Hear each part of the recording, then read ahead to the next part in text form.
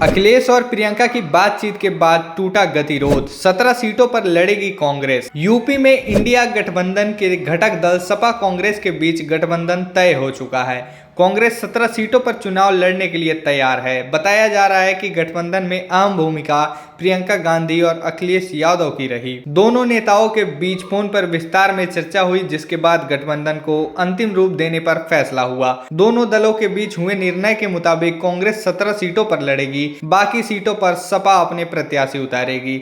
Hathras seat से सपा और Sitapur seat से कांग्रेस का उम्मीदवार लड़ेगा। अमेठी और रायबरेली सीट पर कांग्रेस ही चुनाव लड़ेगी।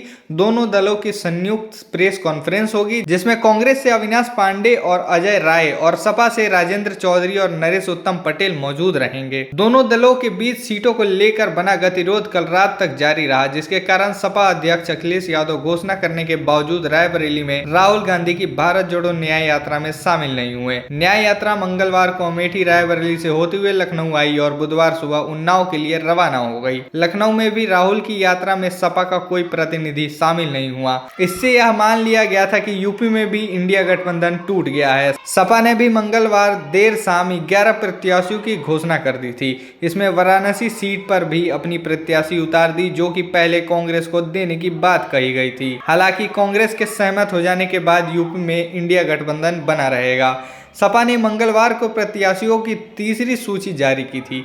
सपा की पहली सूची 30 जनवरी को सामने आई, जिसमें 16 उम्मीदवारों के नाम की घोषणा की गई थी। इसके बाद 19 फरवरी को दूसरी और 20 फरवरी को तीसरी सूची जारी की।